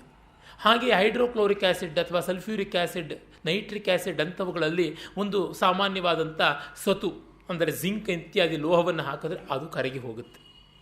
ಈಗ ಆ ನೈಟ್ರಿಕ್ ಆ್ಯಸಿಡ್ಗೆ ಅಥವಾ ನೀರಿಗೆ ಸೋಡಿಯಮ್ಮೋ ಅಥವಾ ಜಿಂಕೋ ಇವು ಅನ್ನ ಅಂತ ಅನ್ನಬೇಕು. ಮತ್ತು ಇಂಥ ನೈಟ್ರಿಕ್ ಆ್ಯಸಿಡನ್ನು ಕೂಡ ನುಂಗಿ ನೊಣೆಯುವಂಥ ಒಂದು ಪರಿಕರ ಇದ್ದೇ ಇರುತ್ತೆ. ಅದು ಯಾವುದು? ನೈಟ್ರಿಕ್ ಆ್ಯಸಿಡ್ನ ವಿಭಜನೆ ಮಾಡುವಂಥ ವ್ಯವಸ್ಥೆ ಇದೆ. ಅಥವಾ ನೀರನ್ನು ಶಾಖಕ್ಕೆ ಹಿಡಿದರೆ ಅದು ನೀರು ವಿಘಟಿತವಾಗುತ್ತೆ, ಆ ಆಕಾಶಕ್ಕೆ ಅದು ಈ ರೂಪದಿಂದ ಹೋಗುತ್ತೆ, ಬಾಷ್ಪ ರೂಪದಿಂದ ಹೋಗುತ್ತೆ. ಹೀಗಾಗಿ ಅದು ಬೇರೊಂದು ರೂಪಾಂತರವನ್ನು ಪಡೆಯುತ್ತೆ. ಹೀಗೆ ಒಂದು ಮತ್ತೊಂದಕ್ಕೆ ಅನ್ನವಾಗುವಂಥದ್ದು ಅನ್ನಾದಗಳ ವ್ಯೂಹ ಈ ಜಗತ್ತೆಲ್ಲವೂ ಆಗಿದೆ. ಅದನ್ನು ಛಾಂದೋಗ್ಯದಲ್ಲಿ, ಬೃಹದಾರಣ್ಯಕದಲ್ಲಿ ಪಂಚಪ್ರಾಣಾಗ್ನಿಹೋತ್ರ ಅನ್ನುವ ವಿದ್ಯೆಯಲ್ಲಿ ನಾವು ನೋಡ್ತೀವಿ. ಉಪನಿಷತ್ತುಗಳ 32 ವಿದ್ಯೆಗಳು ಒಂದೊಂದಲ್ಲ ಒಂದೊಂದು ರೀತಿಯಿಂದ ನಮಗೆ ತತ್ವದರ್ಶನಕ್ಕೆ ಬೇಕಾಗಿರುವ ಪೂರ್ವ ಭಿತ್ತಿಯನ್ನು ಕಲ್ಪಿಸಿಕೊಡುತ್ತವೆ. ಪ್ರತಿಯೊಂದು ಒಂದು ಯಜ್ಞವಾಗಿದೆ, ಪ್ರತಿಯೊಂದು ಒಂದು ಇನ್ನೊಂದಕ್ಕೆ ಅನ್ನವಾಗಿದೆ ಅಂತ. ಅದು ಪ್ರೀತಿ ವಿಶ್ವಾಸಗಳ ಸಾಲಿನಲ್ಲಿ ಕೂಡ ಬರುತ್ತೆ, ಅಲ್ಲಿವರೆಗೂ ಕೂಡ ಅದು ಹೋಗುವಂಥದ್ದಾಗುತ್ತೆ. ತಂದೆ ತಾಯಿಗಳ ಪ್ರೀತಿ ಮಗುವಿಗೆ ಅನ್ನವಾದರೆ, ಮಗುವಿನ ಪ್ರೀತಿಗೆ ಅನ್ನವಾದರೆ ಮಗುವಿನ ಪ್ರೀತಿ ತಂದೆ ತಾಯಿಗಳ ಪ್ರೀತಿಯ ದಾಹಕ್ಕೆ ಅನ್ನವಾಗುತ್ತೆ. ಹೀಗೆ ಹೋಗ್ತಾ ಬರುತ್ತೆ. ಒಂದು ಇನ್ನೊಂದನ್ನು ನುಂಗುತ್ತಲೇ ಇರುವಂಥದ್ದು. ಜಗತ್ತಿನಲ್ಲಿ ಹಿಂಸೆ ಅನ್ನೋದು ಇಲ್ಲ ಅಂತ ಹೇಳೋಕ್ಕೆ ಸಾಧ್ಯವೇ ಇಲ್ಲ. ಗಾಂಧಿ ಅಂಥವರಿಗೆ ಅದನ್ನು ವಾಸ್ತವವಾಗಿ ನೋಡೋದಕ್ಕೆ ಅಂಜಿಕೆ ಆಯಿತೇನೋ ಅಂತ ಅನಿಸುತ್ತೆ. ನಿರ್ಭೀತವಾದಂಥ ನೇತ್ರಗಳಿಂದ ನೋಡಿದರೆ ಜಗತ್ತೆಲ್ಲ ಅನ್ನಾದವಾದ ಅಗ್ನಿಶೋಮೀಯ ವ್ಯೂಹ ಅಂತ ಗೊತ್ತಾಗುತ್ತೆ. ಗಾಂಧೀಜಿಯವ್ರದ್ದು ವೈದಿಕ ದರ್ಶನವಲ್ಲ, ಅವೈದಿಕ ದರ್ಶನ. ಅದೇ ಬಂದದ್ದು ದೊಡ್ಡ ಸಮಸ್ಯೆ. ಇರಲಿ. ದೇಹೋಯಮನ್ನ ಭವನೋ ಅನ್ನಮಯಸ್ತು ಕೋಶಃ ಅನ್ನೇನ ಜೀವತಿ ವಿನಶ್ಯತಿ ತದ್ವಿಹೀನಃ ತ್ವಕ್ಚರ್ಮ ಮಾಂಸ ರುಧಿರಾಸ್ತಿ ವರೀಶ ರಾಶಿರ್ನಾಯಂ ಸ್ವಯಂ ಭವಿತುಮರ್ಹತಿ ನಿತ್ಯ ಶುದ್ಧ. ಆತ್ಮವಾದರೂ ಅನ್ನಮಯವಾದ ದೇಹವಲ್ಲ. ಯಾಕೆ? ಆತ್ಮ ಮತ್ತೊಂದರ ದೈನ್ಯದ ಮೇಲೆ ಇರುವಂಥದ್ದಲ್ಲ, ಇನ್ನೊಂದರ ಕಟ್ಟಿಸಿ ಮೇಲೆ ಬಾಳುವಂಥದ್ದಲ್ಲ. ಅದು ಸ್ವಯಂ ಸಿದ್ಧವಾದದ್ದು, ಸ್ವಯಂ ಪ್ರಕಾಶಕವಾದದ್ದು, ಅವಿನಾಶಿಯಾದದ್ದು. ಆದ್ದರಿಂದಲೇ ಈ ದೇಹ ಅನ್ನವಿಲ್ಲದೆ ಬೆಳೆಯುವುದಿಲ್ಲ, ಅನ್ನದಿಂದಲೇ ಉಳಿದಿರುವಂಥದ್ದು. ಮತ್ತು ಇದು ತ್ವಕ್, ಚರ್ಮ ಇತ್ಯಾದಿ ಸಪ್ತಧಾತುಗಳಿಂದ ಆಗಿರುವಂಥದ್ದಲ್ವ. ಆದ್ದರಿಂದ ಇದು ಸಪ್ತಧಾತ್ವಾತ್ಮಕವಾದಂಥ ದೇಹವಲ್ಲ, ನಿತ್ಯ ಶುದ್ಧವಾದದ್ದು. ಇವುಗಳು ಹಾಗಲ್ಲ, ಕೊಳೆಯುತ್ತವೆ. ಆ ಚೈತನ್ಯ ಇಲ್ಲದೇ ಇದ್ದರೆ ಇವು ಕೊಳೆಯುತ್ತವೆ, ಸ್ವರ್ಗತ್ವೆ, ಹಾಳಾಗತ್ವೆ, ಒಣಗತ್ವೆ. ಪೂರ್ವಂ ಜನೇರಪಿ ಮೃತೇರಥ ನಾಯಮಸ್ತಿ ಜಾತಃ ಕ್ಷಣಂ ಕ್ಷಣಗುಣೋ ಅನಿಯತ ಸ್ವಭಾವ ನೈಕೋ ಜಡಶ್ಚ ಘಟವತ್ ಪರಿದೃಶ್ಯಮಾನ ಸ್ವಾತ್ಮ ಕಥಂ ಭವತಿ ಭಾವ ವಿಕಾರವೇತ್ತ. ಆತ್ಮ ಅನ್ನೋದು ಮೊದಲೂ ಇತ್ತು, ಆಮೇಲೂ ಇರುತ್ತೆ. ಆದರೆ ದೇಹ ಹಾಗಲ್ಲ. ಇದಕ್ಕೆ ಷಡ್ವಿಕಾರಗಳು ಅನ್ನುವಂಥದ್ದು ಅವು ಇವೆ. ಹಾಗಾಗಿ ಇದು ಅಲ್ಲ. ಗಡಿಗೆ ಹೇಗೆ ಮೊದಲು ನಿರ್ಮಾಣವಾಗುತ್ತೆ, ಆಮೇಲೆ ಅದು ಪುಡಿಯೂ ಆಗುತ್ತೆ, ಆ ಥರ ಶರೀರ ಕೂಡ ನಿರ್ಮಾಣವಾಗಿ ಹೋಗ್ತಾ ಇದೆ. ಅದರಿಂದ ಅಲ್ಲ. ಪಾಣಿಪಾದಾದಿಮಾನ್ ದೇಹೋ ನಾತ್ಮ ವ್ಯಂಗೇಪಿ ಜೀವನಾತ್ ತತ್ತಚ್ಛಕ್ತೇರನಾಶಾಚ್ಚ ನನಿಯಂಯೋ ನಿಯಾಮಕ. ಮತ್ತು ದೇಹಕ್ಕೆ ಕೈಕಾಲುಗಳನ್ನು ಅವಯವಗಳು ಇವೆ. ಈ ಅವಯವಗಳು ಊನವಾದರೆ ದೇಹಕ್ಕೆ ಅಷ್ಟರ ಮಟ್ಟಿಗೆ ತೊಡಕಾಗುತ್ತೆ, ದೇಹ ವ್ಯಾಪಾರಕ್ಕೆ ಅಷ್ಟರ ಮಟ್ಟಿಗೆ ಕ್ಲೇಶ ಉಂಟಾಗುತ್ತೆ. ಆದರೆ ಈ ಜೀವ ಅನ್ನುವುದು ಈ ಊನಾಂಗಗಳಿದ್ದರೂ ಕೂಡ ಇದ್ದೇ ಇರುತ್ತೆ, ಅದು ಅಳಿಯದೇ ಇರುತ್ತೆ. ಹೀಗೆ ಅಳಿಯಲ್ಪಡದ್ದು ಯಾವುದೋ ದೇಹದ ಒಳಗಿದೆ, ಅದು ದೇಹ ಅಲ್ಲ ಅಂತ ಗೊತ್ತಾಗುತ್ತೆ. ದೇಹ ತದ್ಧರ್ಮ ತತ್ಕರ್ಮ ತದವಸ್ಥಾದಿ ಸಾಕ್ಷಿಣಃ ಸ್ವತಃ ಏವ ಸ್ವತಃ ಸಿದ್ಧಂ ತದ್ವೈಲಕ್ಷಣ್ಯಮಾತ್ಮನಃ. ದೇಹ ಮತ್ತು ಅದರ ಧರ್ಮ, ಅದರ ಕರ್ಮ, ಅದರ ಅವಸ್ಥೆ ಇವುಗಳಿಗೆಲ್ಲ ಸಾಕ್ಷಿಯಾಗಿರುತ್ತೆ. ದೇಹದ ಧರ್ಮ ಯಾವುದು ಅಂದರೆ ವಿಕಾರಗಳು, 6 ವಿಕಾರಗಳು ಯಾವುದಿವೆ ಅದು ದೇಹದ ಧರ್ಮ. ಮತ್ತು ಷಡೂರ್ಮಿಗಳು ಅಂತ ನಾವು ಏನು ಹೇಳ್ತೀವಿ, ಹಸಿವು, ಬಾಯಾರಿಕೆ, ನಿದ್ರೆ, ಬಳಲಿಕೆ, ಈ ಥರದ್ದೆಲ್ಲ ಏನಿದೆ ಅವೆಲ್ಲ ಆಗುವಂಥದ್ದು ದೇಹಕ್ಕೆ. ಹಾಗಾಗಿ ಇದ್ಯಾವುದೂ ಇಲ್ಲದೇ ಇರುವಂಥದ್ದು ಆತ್ಮ ಅಂತ ನಮಗೆ ಗೊತ್ತಾಗುತ್ತೆ. ಮತ್ತು ಅದರ ಕರ್ಮಗಳು ಯಾವುದು ನಾವೆಲ್ಲ ನೋಡಿದ್ದೀವಿ. ಅದರ ಕರ್ಮಗಳು ಒಂದೊಂದು ಅಂಗಕ್ಕೆ ಒಂದೊಂದು ರೀತಿಯಾಗಿರುತ್ತೆ. ಜ್ಞಾನೇಂದ್ರಿಯಗಳಿಗೆ ಒಂದು ರೀತಿಯಾದ ಕರ್ಮ, ಕರ್ಮೇಂದ್ರಿಯಗಳಿಗೆ ಒಂದು ರೀತಿಯಾದ ಕರ್ಮ, ಹೀಗೆ ಎಲ್ಲ ಉಂಟು. ಇದಕ್ಕೆಲ್ಲಕ್ಕಿಂತ ವಿಶಿಷ್ಟವಾದದ್ದು ಅಂತ ಹೇಳುವ ಮೂಲಕ ದೇಹ ಅಂದರೆ ಅನ್ನಮಯ ಕೋಶ ನಾನಲ್ಲ ಅನ್ನುವ ಆರೋಪವನ್ನು ಅಪವಾದ ಮಾಡ್ತಾ ಇದ್ದೀವಿ. ದೇಹ ಅಂತ ಮೊದಲಿಗೆ ಚಾರ್ವಾಕರ ಪ್ರಕಾರ ಇದು ದೇಹವೇ ಆತ್ಮ, ಅದನ್ನು ನಾವು ಗೌಣಾತ್ಮ ಅಂತ ಕರಿತೀವಿ. ಆ ಗೌಣಾತ್ಮ ನಾನಲ್ಲ, ಮುಖ್ಯಾತ್ಮ ಅಂತ. ಗೌಣ ಅಂದರೆ ಇನ್ಸಿಗ್ನಿಫಿಕೆಂಟ್ ಅನ್ನುವ ಅರ್ಥ. ಅಲ್ಲಿಂದ ಶುರು ಮಾಡೋದು, ಅದಲ್ಲ ಅಂತ ಹೇಳುವಂಥದ್ದು. ಈಗ ಉದಾಹರಣೆಗೆ ರಾಮಾಯಣ ಕೊಡು ಅಂತಂದರೆ ನಾವು ರಾಮಾಯಣ ಕೊಡಿದ್ರೆ ರಾಮಾಯಣದ ಪುಸ್ತಕ ಕೊಡ್ತೀವಿ, ಪುಸ್ತಕ ರಾಮಾಯಣವೇ ಅಲ್ಲ. ಹಾಗೆಯೇ ಸ್ಥೂಲವಾಗಿ ನಾವು ಅಲ್ಲಿಂದ ಆಮೇಲೆ ಓದ್ತೀವಿ. ಈ ಭಾಷೆ ರಾಮಾಯಣವ ಅಥವಾ ತೆಗೆದು ನೋಡಿದಾಗ ಕಾಣಿಸುವ ಲಿಪಿ ರಾಮಾಯಣವ ಅಲ್ಲ. ಆಮೇಲೆ ಬರುವಂಥ ಭಾಷೆ ರಾಮಾಯಣವ ಅಲ್ಲ. ಆಮೇಲೆ ಉಂಟಾಗುವ ಉಚ್ಚಾರಣೆ ರಾಮಾಯಣವ ಅಲ್ಲ. ಮತ್ತು ಯಾವುದು ರಾಮಾಯಣ? ಅದರ ಭಾವಾಂಶ ರಾಮಾಯಣ. ಅಲ್ಲಿಗೆ ಹೋಗುತ್ತೆ. ಹೀಗೆ ಒಂದಾದ ಮೇಲೆ ಒಂದು ಅಪವಾದ ಮಾಡ್ತೀವಿ. ಆದರೆ ಭಾವಾಂಶವನ್ನೇ ಉಂಡಿಯಾಗಿ ಕೊಡೋದಕ್ಕೆ ಸಾಧ್ಯವ? ಆಗೋಲ್ಲ. ಅದಕ್ಕಾಗಿ ಪುಸ್ತಕ ಅಂತ. ಹೀಗೆ ಆರೋಪ ಮಾಡುವುದು ಯಾತಕ್ಕೆ? ವ್ಯವಹಾರಕ್ಕಾಗಿ. ನಿರಾಕರಣೆ ಮಾಡುವುದು ಯಾತಕ್ಕೆ? ಅಧ್ಯಾರೋಪವನ್ನು ಅಪವಾದ ಮಾಡುವುದು ಯಾತಕ್ಕೆ? ವ್ಯವಹಾರದಿಂದ ಮೀರಿರುವಂಥದ್ದನ್ನು ತಿಳಿಯೋದಿಕ್ಕೆ ಅಂತ. ಹೀಗಾಗಿ ಆರೋಪದ ವ್ಯವಹಾರವನ್ನು ಅಪವಾದದಲ್ಲಿ ಕಾಣಬೇಕು ಅಂತಂದರೆ ಅದು ಚಿಂತನೆಯ ಕ್ರಮವೇ ಅಲ್ಲ, ಪೂರ್ಣತರ್ಕದ ರೀತಿಯೇ ಅಲ್ಲ ಅಂತ ಗೊತ್ತಾಗುತ್ತೆ. ಹೀಗೆ ಇದನ್ನು ತೆಗೆದ ಮೇಲೆ ಪ್ರಾಣಕೋಶ ಬರುತ್ತೆ. ಈ ಪ್ರಾಣಕೋಶದಲ್ಲಿ ಯಾವುದು? ನೈವಾತ್ಮಾಪಿ ಪ್ರಾಣಮಯೋ ವಾಯುವಿಕಾರೋ ಗಂತಾಗಂತ ವಾಯುವದಂತರ್ಬಹಿರೇಶಃ ಯಸ್ಮಾತ್ ಕಿಂಚಿತ್ ಕ್ವಾಪಿನ ವೇತ್ತೀಷ್ಟಮನಿಷ್ಟಂ ಸಂವಾನ್ಯಂ ವಾ ಕಿಂಚನ ನಿತ್ಯಂ ಪರತಂತ್ರಂ. ಅಪರೂಪವಾಗಿ ಸಂಸ್ಕೃತದಲ್ಲಿ ಬಳಕೆಗೆ ಬರುವಂಥ ಛಂದಸ್ಸಲ್ಲಿ ಒಂದು ವನಮಯೂರ ಅಥವಾ ಮತ್ತಮಯೂರ ಅಂತ ಹೇಳುವಂಥ ಛಂದಸ್ಸು. ಇದನ್ನು ಕೋಕಿಲ ಅಂತಲೂ ಕರೀತಾರೆ. ಈ ಛಂದಸ್ಸು ಶಂಕರರು ಅಲ್ಲಲ್ಲಿ ಬಳಸ್ತಾರೆ. ಕಾಳಿದಾಸ ಕೂಡ ರಘುವಂಶದ 9ನೇ ಸರ್ಗದಲ್ಲಿ ಬಳಸ್ತಾನೆ. ಇನ್ನು ಕೆಲವರು ಬಳಸಿದ್ದಾರೆ. ಇದು ಲಯಾನ್ವಿತವಾದ ಛಂದಸ್ಸು. ಆ ಪ್ರಾಣದ ಲಯಕ್ಕೆ ತಕ್ಕಂತೆ ಇದನ್ನು ರಚನೆ ಮಾಡಿದ್ದಾರೆ. ಆತ್ಮ ಪ್ರಾಣಮಯವೂ ಕೂಡ ಅಲ್ಲ. ಯಾಕೆ? ಪ್ರಾಣಮಯ ಪಂಚವಾಯುಗಳ ವಿಕಾರ. ಪ್ರಾಣ, ಅಪಾನ, ಸಮಾನ, ಉದಾನ, ವ್ಯಾನ ಇವುಗಳ ವಿಕಾರವಾಗಿದೆ. ಮತ್ತು ಪ್ರಾಣ ಹೋಗುತ್ತೆ ಬರುತ್ತೆ, ಉಸಿರಾಟ ನಡೀತಾ ಇರುತ್ತೆ. ಆತ್ಮ ಹಾಗೆ ಇಂಟರ್ಮಿಟೆಂಟಾಗಿ ಹೋಗಿ ಬಂದು ಮಾಡುವಂಥದ್ದು ಅಲ್ಲ, ಎಲ್ಲೆಲ್ಲಿಯೂ ಇರುವಂಥದ್ದು. ಅದು ಎಲ್ಲೆಲ್ಲಿಯೂ ಇರುವುದರಿಂದ ಹೋಗೋಕ್ಕೆ ಬರೋಕ್ಕೆ ಅದಕ್ಕೆ ಪ್ರತ್ಯೇಕವಾದ ಜಾಗ ಇಲ್ಲ. ಮತ್ತು ಈ ಪ್ರಾಣ ತಾನು ತನ್ನನ್ನು ತಿಳ್ಕೊಳ್ಳೋಕ್ಕೆ ಆಗೋಲ್ಲ, ಆತ್ಮಕ್ಕೆ ತನ್ನನ್ನು ತಾನು ತಿಳ್ಕೊಳ್ಳೋಕ್ಕೆ ಸಾಧ್ಯವಾಗುತ್ತೆ. ಆದ್ದರಿಂದ ಇದು ಪ್ರಾಣಮಯ ಕೋಶವೂ ಅಲ್ಲ ಅಂತ ಗೊತ್ತಾಗುತ್ತೆ. ಚಟುವಟಿಕೆ ಇದೆ, ಚಟುವಟಿಕೆ ಇರೋದ್ರಿಂದಲೇ ಇದರ ರಜೋಗುಣ ಸ್ವಭಾವ ಗೊತ್ತಾಗ್ತಾ ಇದೆ, ಅದು ಅಲ್ಲ ಅಂತ. ಹೀಗೆ ಪ್ರಾಣವೇ ಅಂತ ಆರೋಪ ಮಾಡಿ ನೋಡಿ, ಅದು ಅಲ್ಲ ಅಂತ ಅಪವಾದ ಮಾಡಿದ್ವಿ. ಇನ್ನು ಮನೋಮಯ ಕೋಶಕ್ಕೆ ಬಂದರೆ, ಜ್ಞಾನೇಂದ್ರಿಯಾಣಿ ಚ ಮನಶ್ಚ ಮನೋಮಯ ಸ್ಯಾತ್ ಕೋಶೋ ಮಮಾಹಮಿತಿ ವಸ್ತು ವಿಕಲ್ಪಹೇತು ಸಂಜ್ಞಾದಿ ಭೇದಕಲನಾ ಕಲಿತೋ ಬಲೀಯಾನ್ಸ್ ತತ್ಪೂರ್ವ ಕೋಶಮಭಿಪೂರ್ಯ ವಿಜೃಂಭತೆಯ. ಈಗ ಮನೋಮಯ ಕೋಶಕ್ಕೆ ಬಂದರೆ ಜ್ಞಾನೇಂದ್ರಿಯಗಳು, ಮನಸ್ಸು ಸೇರಿ ಮನೋಮಯ ಕೋಶ. ಮನಸ್ಸಿಗೆ ಎಲ್ಲ ಜ್ಞಾನೇಂದ್ರಿಯಗಳು ರಿಪೋರ್ಟ್ ಮಾಡುತ್ತವೆ. ಹಾಗಾಗಿ ಜ್ಞಾನೇಂದ್ರಿಯಗಳ ಬಾಸ್ ಮನಸ್ಸು, ಮನಸ್ಸಿನ ಸಬಾರ್ಡಿನೇಟ್ಸ್ ಜ್ಞಾನೇಂದ್ರಿಯಗಳು. ಇದು ಹಾಗಲ್ಲ. ಕಾರಣ, ಮನಸ್ಸು ವಿಕಲ್ಪ ಸಂಕಲ್ಪ ಎರಡನ್ನೂ ಮಾಡುತ್ತೆ. ಆತ್ಮವಸ್ತು ವೈಕಲ್ಪಿಕವಲ್ಲ. ಅದು to be or not to be ಎನ್ನುವ ಹ್ಯಾಮ್ಲೆಟ್ನ ಡೌಟಿಗೆ ಬರುವಂಥದ್ದೇ ಅಲ್ಲ. ನಾನಿದ್ದೀನಿ ಅನ್ನೋದಕ್ಕೆ ಎಂದಾದರೂ ಸಂದೇಹ ಉಂಟಾಗತ್ಯ? ಇಲ್ಲವೇ ಇಲ್ಲ. ಹಾಗಾಗಿ ಅದು ಅಲ್ಲ. ಇಲ್ಲ ಸರ್, ನಮಗೆ ಯಾವಾಗಲೂ ಕೆಲವೊಮ್ಮೆ ಅಯ್ಯೋ ನಾನು ಸತ್ತೇ ಹೋಗ್ಬಿಟ್ನಾ ಅಂತ ಅನ್ನಿಸ್ತಾ ಇದ್ದೇನೆ. ಸತ್ತೇ ಹೋಗ್ಬಿಟ್ನಾ ಅನ್ನುವ ಪ್ರಶ್ನೆ ಕೇಳ್ತಾ ಇರೋದು ಯಾವುದು? That which doubts is not in doubt. It is doubting regarding something but not of its own existence. ಇಷ್ಟು ಸೂಕ್ಷ್ಮವಾದದ್ದು. ಸಂಜ್ಞಾದಿ ಭೇದ ಕಲನಾ ಕಲಿತಃ ಬಲೀಯಾನ್. ಈ ನಾಮ ರೂಪ ಇತ್ಯಾದಿಗಳನ್ನು ಅದು ಮಾಡುತ್ತೆ.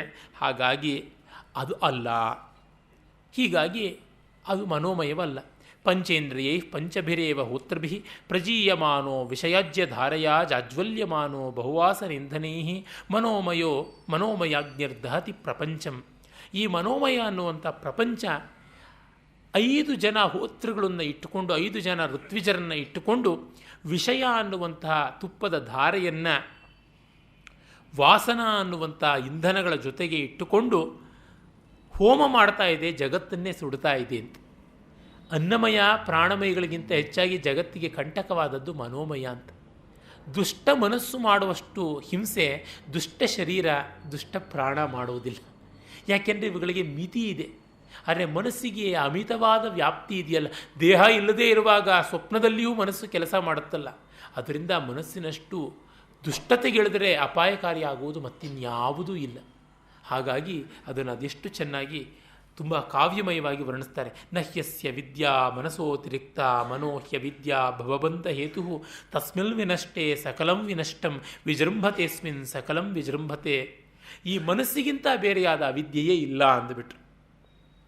ಯಾಕೆ? ಮನಸ್ಸಿನ ಕಾರ್ಯವೇ ಅಧ್ಯಾಸ ಅಲ್ಲವೇ? ಹಾಗಾಗಿ ಇನ್ಯಾವುದೂ ಇಲ್ಲ. ಮತ್ತು ಕಾಮ ಹುಟ್ಟುವುದು ಮನಸ್ಸಿನಿಂದ ತಾನೆ. ಮನಸಿಜ ಮನೋಜ ಅಂತ ಕಾಮನಿಗೆ ನಾವು ಹೇಳ್ತೀವಲ್ಲ. ಹೀಗಾಗಿ ಕಾಮ ಹುಟ್ಟುವುದು ಮನಸ್ಸಿನಿಂದ, ಮನಸ್ಸಿನಿಂದಲೇ ಕರ್ಮಾದಿಗಳು ಹುಟ್ಟುವುದು. ಈ ಮನಸ್ಸಿಗೆ ಅಭೇದವಾಗಿರುವಂಥದ್ದೇ ಅಧ್ಯಾಸ ಅಥವಾ ಅವಿದ್ಯೆ. ಅದರಿಂದಾಗಿ ಮನಸ್ಸೇ ದೊಡ್ಡ ವೈರಿ, ಇನ್ಯಾವುದೂ ಅಲ್ಲ. ಇದು ವಿನಷ್ಟವಾದಾಗ ಎಲ್ಲವೂ ವಿನಷ್ಟ, ಇದು ವಿಜೃಂಭಿಸಿದಾಗ ಎಲ್ಲವೂ ವಿಜೃಂಭಿಸುತ್ತೆ. ಮನಸ್ಸು ಎಚ್ಚೆತ್ತಾಗ ಎಲ್ಲ ಎಚ್ಚೆತ್ತುಕೊಂಡು ಬಿಡುತ್ತೆ, ಎಲ್ಲ ಜಗತ್ತು ಬಂದುಬಿಡುತ್ತೆ. ಅದು ಇಲ್ಲದೆ ಇದ್ದಾಗ ಯಾವುದೂ ಇಲ್ಲ. ಹೀಗಾಗಿ ಮನಸ್ಸಿನ ಉಪಶಾಂತಿಗೆ ವೇದಾಂತ ಇರುವಂಥದ್ದು. ಅಸ್ಯೈವ ಪ್ರಹಾಣಾಯ ಸರ್ವೇ ವೇದಾಂತ. ಮತ್ತೆ ಶಂಕರರ ಮಾತು ಅಲ್ಲಿ ಬರುತ್ತೆ. ಸುಷುಪ್ತಿ ಕಾಲೇ ಮನಸ್ಸಿ ಪ್ರಲೀನೆ ನೈವಾಸ್ತಿ ಕಿಂಚಿತ್ ಸಕಲ ಪ್ರಸಿದ್ಧೇ ಅಥೋ ಮನಃಕಲ್ಪಿತ ಏವ ಪುಂಸಃ ಸಂಸಾರ ಏತಸ್ಯ ನ ವಸ್ತುತೋಸ್ತಿ. ಸುಷುಪ್ತಿ ಕಾಲದಲ್ಲಿ ಮನಸ್ಸು ಪ್ರಳಯವಾದಾಗ ಭೋಗ್ಯ ಭೋಗ ಭೋಜ್ಯ ಈ ಯಾವುದೂ ಇರೋದಿಲ್ಲ. ಭೋಕ್ತೃ ಭೋಜ್ಯ ಮತ್ತು ಭೋಗ ಇರೋಲ್ಲ.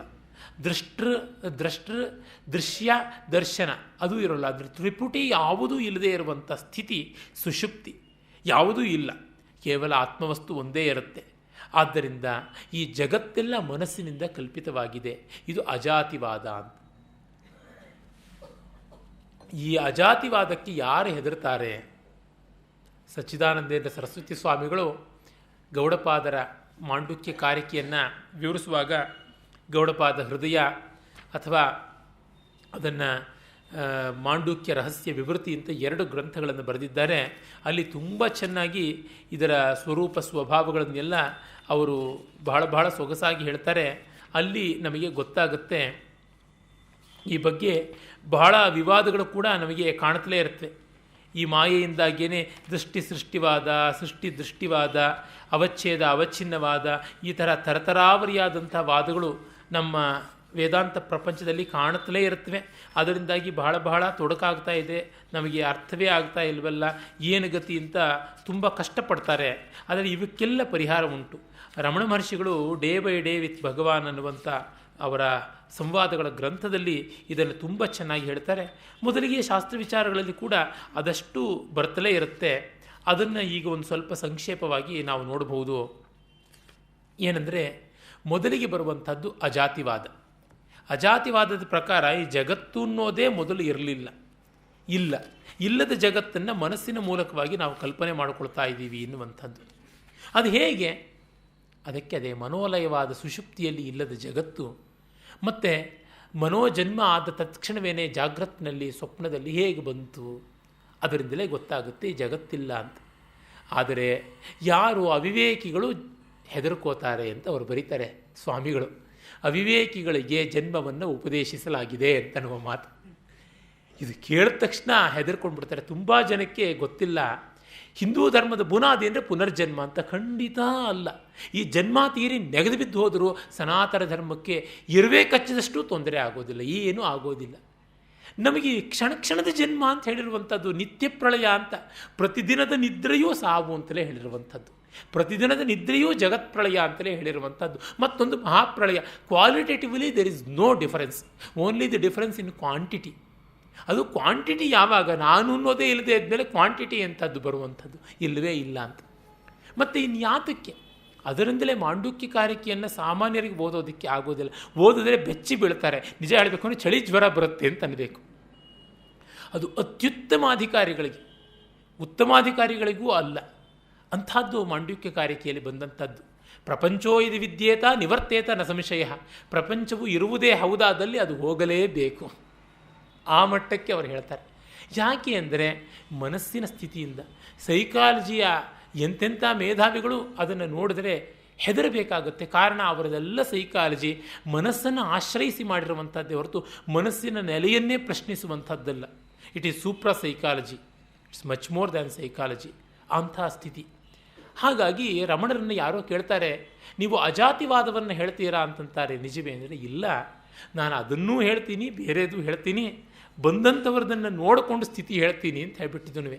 ರಣವೈದ್ಯ ಯಾರಿಗೆ ಮಾಡೋದಕ್ಕೆ ಸಾಧ್ಯ?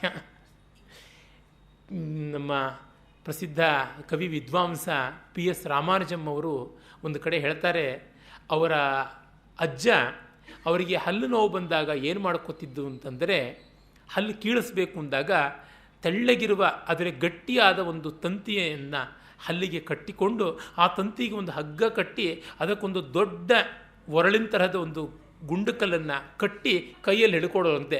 ಬೀದಿಗೆ ಬಂದು ನಿಂತ್ಕೊಂಡು ಮೇಲಿಂದ ಕೆಳಕ್ಕೆ ಧಬಕ್ಕಂತ ಹಾಕೋರಂತೆ. ಹಲ್ಲಿನ ಸಮೇತ ಅದು ಬೀಳ್ತಾ ಇತ್ತಂತೆ. ಆಮೇಲೆ ಬಾಯಿ ಮುಕ್ಕಳಿಸಿ ಮನೆಯೊಳಗೆ ಬರ್ತಾ ಇದ್ರಂತೆ. ಕೇಳಿದ್ರೇ ಎಷ್ಟೋ ಜನಕ್ಕೆ ಹಲ್ಲು ಅಲ್ಲಾಡ್ತಾ ಇರೋ ಅನುಭವ ಆಗುತ್ತೆ. ಈ ಚಿಕಿತ್ಸೆ ಯಾರಿಗೆ ಸಾಧ್ಯ?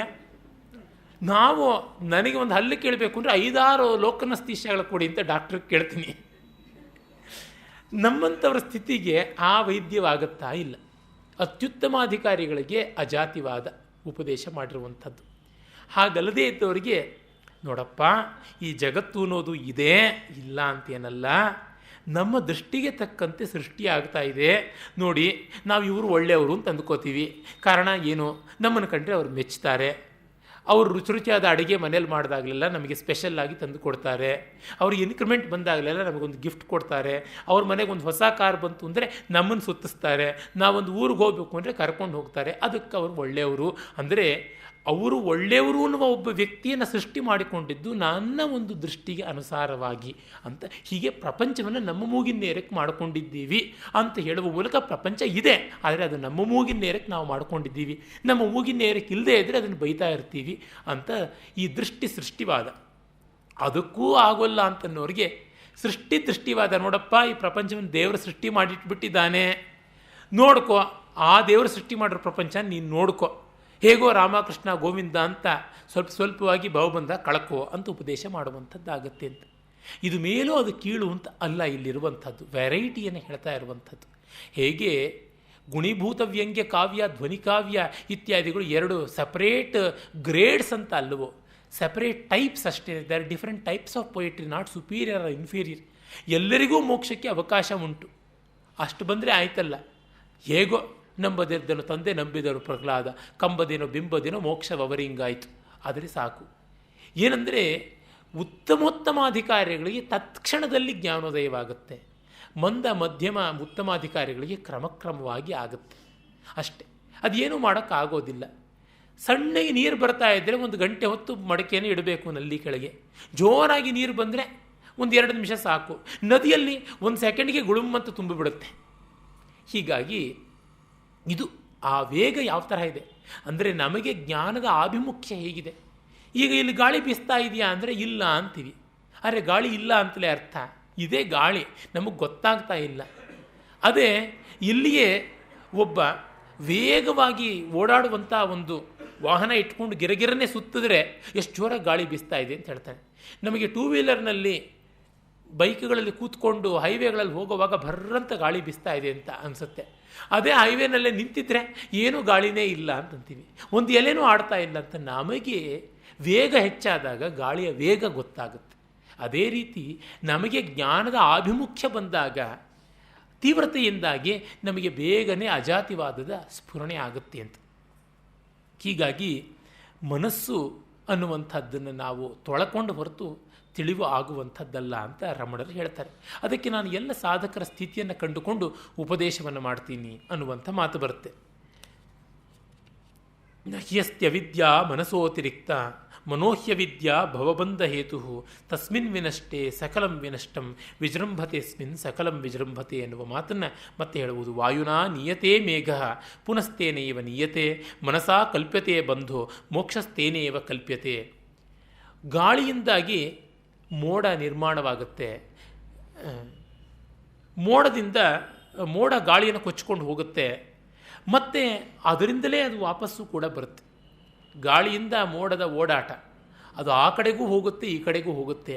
ಹಾಗೆಯೇ ಮನಸ್ಸಿನಿಂದಲೇ ಬಂಧ ಕಲ್ಪಿತವಾಗಿದೆ, ಮನಸ್ಸಿನ ಮೂಲಕವೇ ಬಿಡಿಸಿಕೊಳ್ಳಲು ಬೇಕು.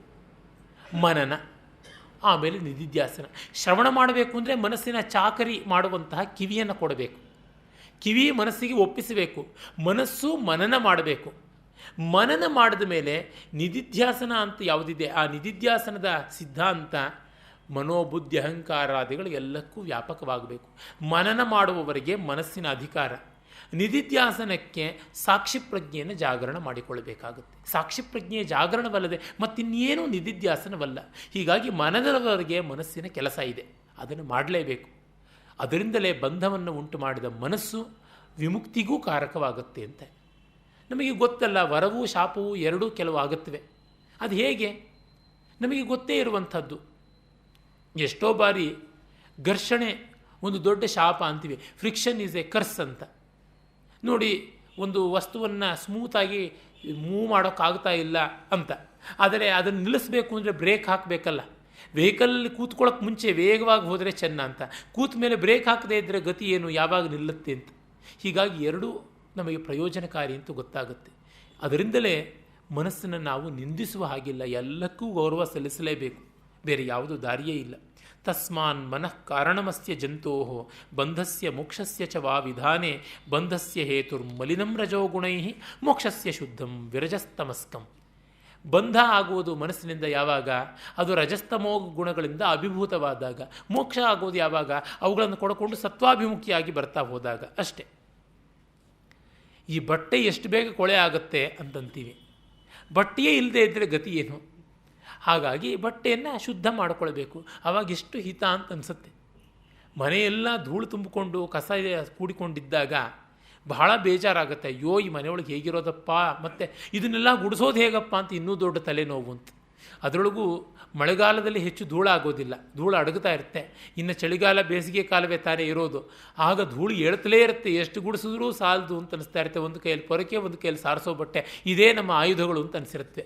ಆದರೆ ಒಮ್ಮೆ ಗುಡಿಸಿ ಒರೆಸಿದ ಮನೆಯನ್ನು ಕಂಡಾಗ ಅದು ಏನು ಪ್ರಸನ್ನತೆ ಮನಸ್ಸಿಗೆ ಬರುತ್ತೆ ಅಂದರೆ ಈ ಒಂದು ಕ್ಷಣಕ್ಕಾಗಿ ನಾವು ಮಾಡಬೇಕಿತ್ತು ಅಂತ ಅನಿಸುತ್ತೆ.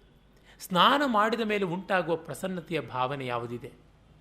ನಿದ್ರೆಯಿಂದ ಹೊರಗೆ ಬಂದಾಗ ಯಾವ ಒಂದು ಮನಸ್ಸಿನ ಪ್ರಫುಲ್ಲತೆ ಉಂಟು, ಸೂರ್ಯೋದಯದ ಕಾಲದಲ್ಲಿ ಯಾವ ಪ್ರಫುಲ್ಲತೆ ಉಂಟು, ಇವೆಲ್ಲ ಸತ್ವ ಜಾಗರಣವಾದಂಥ ಸ್ಥಿತಿ ಅಲ್ಲವೇ? ಇಂತಹ ಸ್ಥಿತಿಯನ್ನು ಸದಾಕಾಲ ಉಳಿಸಿಕೊಳ್ಳೋದು ಮನನ. ಆ ಮೂಲಕವಾಗಿ ಸಾಕ್ಷಿಭಾವವನ್ನು ಜಾಗರಣ ಮಾಡಿಕೊಳ್ಳುವುದೇ ನಿಧಿಧ್ಯಾಸನ. ಅದನ್ನು ಇಲ್ಲಿ ಅವರು ಹೇಳ್ತಾ ಇದ್ದಾರೆ. ವಿವೇಕ ವೈರಾಗ್ಯ ಗುಣಾತಿರೇಕಾತ್ ಶುದ್ಧತ್ವ ಮಾಸಾಧ್ಯ ಮನೋವಿಮುಕ್ತಿ ಭವತ್ಯತೋ ಬುದ್ಧಿಮತೋ ಮುಮುಕ್ಷೋ ತಾಭ್ಯಾಂ ದೃಢಾಭ್ಯಾಂ ಭವಿತವ್ಯಮಗ್ರೆ.